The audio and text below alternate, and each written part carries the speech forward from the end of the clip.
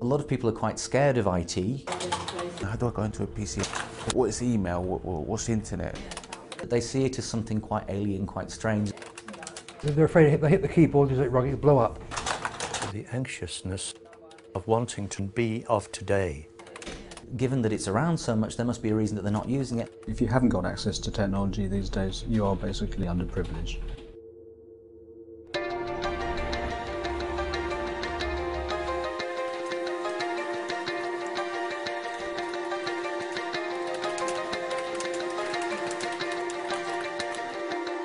We've just come home after 25 years in 6 different countries where I've been photographer.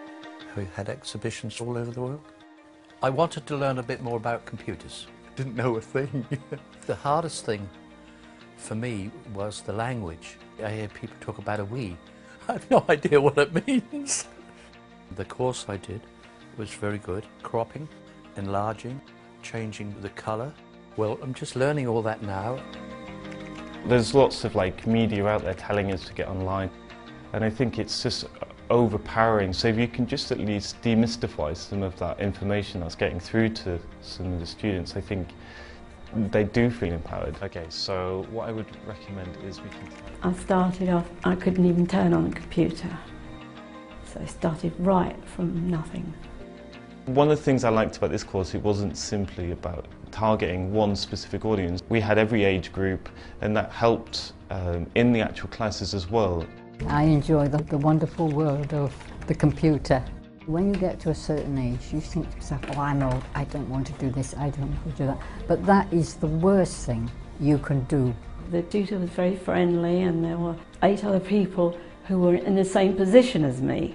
Well, it was a complete beginner's class. People communicating together and to have some amazing equipment really helps. The grant from Microsoft enabled us to refurbish the centre.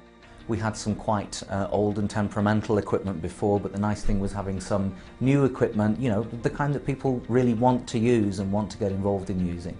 We make software donations right across the world in over 100 countries. Unlimited Potential is Microsoft's effort really to use our software and the skills of our people really to change lives and help people realise their full potential. Vital Regeneration is a great example of how Microsoft's Unlimited Potential can work in practice, because there you've got this fantastic centre, it's very warm and welcoming, people are very friendly, and it's easy for people to just walk in there. People need to see IT as part of everyday life, so people come along to a community event and they, you know, sign up for some IT courses at the same time. And we find that actually networking in that IT to the wider sort of life of the community has been the real key to success with this project. It's good that they do classes for older people too, because it keeps you very alert and makes you feel nice. It's good for your well-being. With this room you share ideas, you make friends. I'm getting to know my little camera, and my little camera's getting to know me. I don't think you can ever stop learning.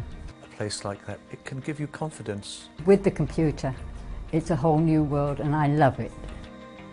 When you see somebody who just gets the chance to use high quality technology for the first time, suddenly find that actually it's easy and that they can do it. They just have to be shown the way and given that help and make that first step, and the possibilities are endless.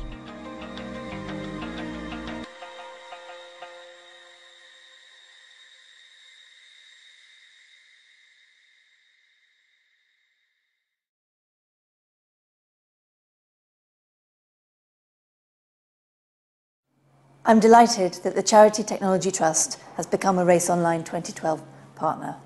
Their technology programs encourage big technology companies to donate extraordinary packages of hardware and software to those charities that may have struggled to build their infrastructure themselves. This is absolutely vital.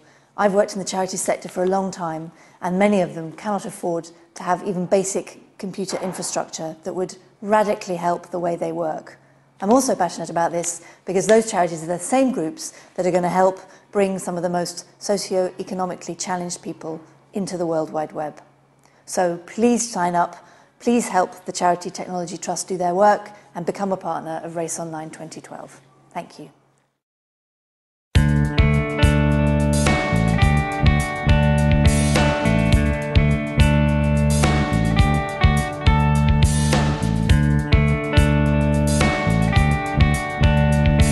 The Winter Comfort offer offers essential services to people that, in my view, are the most disadvantaged and most socially isolated in the community. So it's 2010, there are people sleeping rough on the streets of our city, there are people living in temporary hostels, and it's absolutely critical that we can provide people with a range of services that meet their needs at different times in their lives and their experience. So whether that's a cup of tea because you're frozen cold in the morning, or whether it's about finding a job because actually you've got over your drug addiction, you've got over your alcohol problem, your mental health is now in treatment, or you've been on a reoffenders programme. What we offer is a range of services that help people meet basic needs or fulfil their ambitions and hope and expectations for the future. One of the things that we really need to think about was about our IT infrastructure, both in terms of how the charity moved forward, but also in terms of the services we're delivering to people with the experience of homelessness downstairs. And as you follow me round, you'll see that the building, it's a fab building in a great location, but it's over 4 floors, which makes communication as a team really tricky. So one of our priorities was to upgrade our IT systems, get it networked so everybody could have access from wherever they were in the building. Part of what we've been able to do with the upgrade in IT is to get our printer networked. So that has brought down our printing costs, which is absolutely fantastic. It also means that we have a database and our accounting system all online and accessible again throughout the building. So you'll see downstairs that we have an IT suite that's available to the people who use Winter Comfort, so people with experience of homelessness, and having good antivirus software has been critical to making sure we can sustain that drop in, and it's been fantastic. Not a bother so far. That's the wood. We've got 4 workstations. I hope you guys don't mind me coming in. And as you'll see, used for a range of purposes. Critically, it allows people to upgrade their IT skills. One of the really great things it allows people to do is get back in touch with family in a really controlled and safe way that might not otherwise be possible. So it's made an enormous difference to the people that use Winter Comfort on a daily basis. Being out in the streets and homeless and that, it helps to have somewhere like Winter Comfort to actually come in, use the computer, send emails, keep in contact, like I say, with Facebook, family. The only way I get to speak to them is through the computer, because I don't really talk to them much on the phone, so it's a good way of talking to them. It's really useful having a computer because we can show how to make these stars step by step. Yeah. Even buying the stars. And the finished product always looks really good. Yeah. And the photos you've got on the computers are fantastic, aren't they? Yeah. We make everything from homemade. In order to do that, we obviously have to go onto the computers to find good recipes, and then we change them a little bit so we're not copying somebody else's recipe. It's called Winter Willow, and it's a social enterprise. The idea is to train the service users and employ them. You know, hopefully sell the baskets that we make nationwide. We've got some videos on YouTube of my colleague, www.winterwillow.org.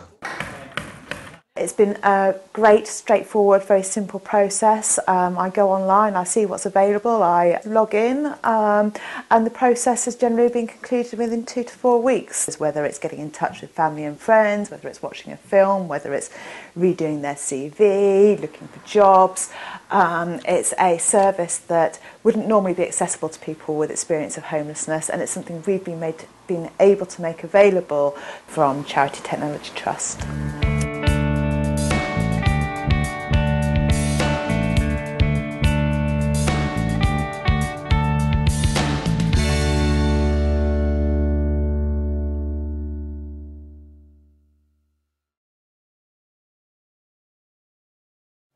I'm delighted that the Charities Technology Trust has become a Race Online 2012 partner. Their technology programmes encourage big technology companies to donate extraordinary packages of hardware and software to those charities that may have struggled to build their infrastructure themselves. This is absolutely vital.